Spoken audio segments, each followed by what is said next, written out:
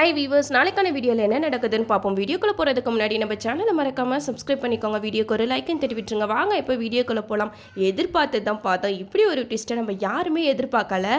இப்போ சாமுண்டீஸ்வரியோட ஃப்ரெண்டு இப்போ கல்யாணத்துக்கு வந்திருக்காங்க. அவங்களே எல்லாருக்கிட்டையும் இன்ட்ரோ பண்ணி வைக்கிறாங்க. இவ தான் என்னோட ஃப்ரெண்டு ராஜராஜேஸ்வரி. இவ பெரிய பிஸ்னஸ் மேன், எவ்வளோ பிஸ்னஸ் பண்ணுறா தெரியுமா அப்படின்னு சொல்லிட்டு சாமுண்டீஸ்வரி அவங்க பொண்ணுங்க கிட்டலாம் இன்ட்ரோ கொடுக்குறாங்க. அப்போ அந்த வழியாக கார்த்திக் வந்து போயிட்டுருக்காரு. அப்போ சாமுண்டீஸ்வரி கார்த்தியே டிரைவர் இங்கே வா அப்படின்னு சொல்லிட்டு கார்த்தியை கூப்பிட்றாங்க. அப்போ நம்ம கார்த்திக் வந்து என்ன மேடம் அப்படின்னு சொல்லிட்டு கேட்குறாங்க. அப்போ ராஜராஜேஸ்வரி வந்து கொஞ்சம் யோசிக்கிறாங்க. இவன் டிரைவரா, இவன் பெரிய பிஸ்னஸ் மேன் ஆச்சே அப்படின்னு சொல்லிட்டு கார்த்திக்கோட அப்படியே பழங்காலத்து கதையெல்லாம் காட்டிக்கிட்டு இருக்காங்க. கார்த்திக் வந்து கோட் ஷூட்லாம் போட்டு மீட்டிங்கில் இருக்கிற மாதிரி அப்படிலாம் அவங்க யோசிச்சு பார்க்குறாங்க. இவன் எதுக்காக இங்கே டிரைவராக வேலை பார்க்கணும், இதில் ஏதோ ஒரு விஷயம் இருக்குது, இந்த விஷயத்தை நம்ம சாமுண்டீஸ்வரி கிட்ட சொல்லணும் அப்படின்னு சொல்லிட்டு அந்த அம்மா யோசிச்சுக்கிட்டு இருக்காங்க. இப்படியே தான் போன சீசனில் என்னெல்லாம் நடந்ததோ அதே தான் இப்பயும் கொண்டு வராங்க.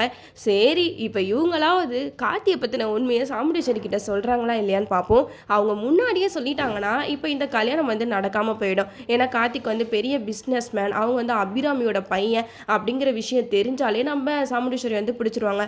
ஆஹா, இவன் வந்து பரமேஸ்வரியோட பேரன் தான் அப்படின்னு சொல்லிட்டு அதனால இவங்க இவ்வளோ சீக்கிரம் உண்மையெல்லாம் சொல்ல மாட்டாங்க.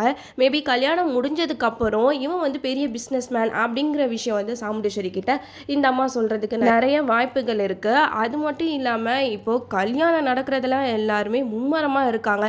நம்ம கார்த்திக் வந்து ரேவதி கழுத்தில் தாலி கட்டினதுக்கு அப்புறம் தான் ஒரு விஷயமும் பிரளயமாக வெடிக்க ஆரம்பிக்கும். சாமுண்டீஸ்வரிக்கு கார்த்தியை பற்றின உண்மை தெரிஞ்சிச்சுன்னா என்ன பண்ணுவாங்கன்னே தெரியல. நம்ம கார்த்தியை வீட்டில் வச்சுருப்பாங்களா இல்லை வீட்டை விட்டு துரத்திடுவாங்களான்னு ஒன்றுமே புரியல.